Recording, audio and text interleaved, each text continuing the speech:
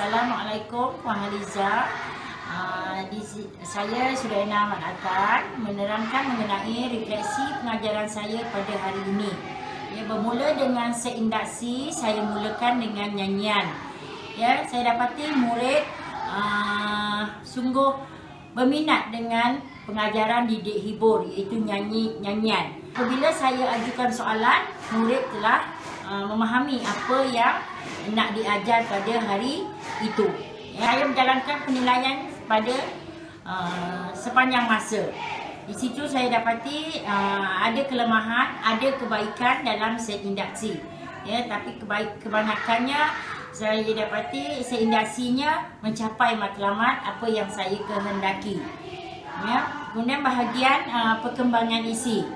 Perkembangan isi saya ambil dua langkah di sini, dua aktiviti, iaitu aktiviti pertama 10 minit dan aktiviti kedua pun 10 minit.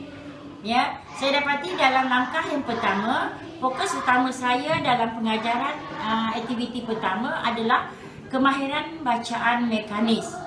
Apa yang saya dapat nilai daripada aktiviti yang saya jalankan tadi, murid dapat mengeluarkan tanda-tanda demam denggi dengan mudah melalui peta alif. Dan murid juga memahami apa isi bacaan apabila saya ajukan soalan. Fokus utama dalam pengajaran saya memang kemahiran membaca, iaitu membaca secara mekanis. Hasil penilaian dapat mencapai objektif sekurang-kurangnya murid dapat menyatakan 7 daripada 10 tanda-tanda demam denggi. Semasa sesi ini dapat meningkatkan kemahiran lisan di kalangan murid. Perkembangan yang pertama ni saya jalankan aktiviti membuat tanda-tanda dalam peta alif. Pada permulaannya dengan membaca petikan adalah aktiviti individu.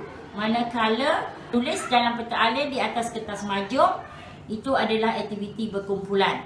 Saya dapati murid bertindak balas dengan baik semasa aktiviti tersebut. Ya, dalam pengajaran saya yang kedua iaitu kotak misteri. Ya, bagi menguatkan pemahaman murid, memulakan langkah kedua dengan menayangkan animasi. Bertujuan untuk meningkatkan kefahaman murid lagi. Apa yang saya dapati daripada pengajaran didik hibur saya ni, murid bergerak aktif. Ya, sewaktu melihat animasi, saya mengajukan soalan dan murid dapat menjawabnya dengan baik. Tempat-tempat pembiakan. Bagi menggalakkan peningkatan murid dalam aktiviti berkumpulan, saya adakan satu permainan, iaitu permainan kotak bahasa. Di sini juga saya dapati murid dapat mencapai objektif yang saya kehendaki, iaitu murid dapat mengkategorikan bahan, tanda-tanda, tempat pembiakan dan juga bukan tempat pembiakan. Hanya beberapa kumpulan ada kesalahan. Kesalahan tu melalui pengalaman, bukan sedia ada murid. Ya, melalui pengalaman bukan sedia ada murid itu ialah melalui tempat pembiakan tumbuh-tumbuhan. Ya, murid tidak tahu tumbuh-tumbuhan boleh menyebabkan tempat pembiakan. Dalam objektif yang hendak disampaikan oleh pengajaran guru, saya rasa pengajaran ini tercapai objektifnya. Murid dapat kategorikan 10 daripada 12 bahan yang ditunjukkan, dapat mereka kategorikan dengan jawapan yang betul. Ya. Selain kekuatan pengajaran ini, ada juga terdapat kelemahan.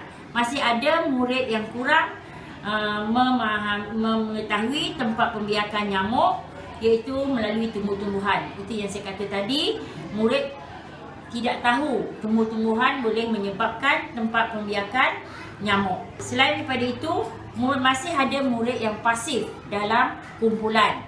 Ya, mereka tahu buat tapi agak lambat. Ya, cuma dia ditolong oleh rakan sebaya membantu mereka menguatkan lagi aktiviti kumpulan mereka. Cara mengatasinya, murid yang pasif ini, guru akan memberi pemulihan, ya, dalam bentuk lembaran kerja kepada murid. Itu saja refleksi mengenai pengajaran saya pada hari ini yang bertajuk demam denggi. Sekian, terima kasih.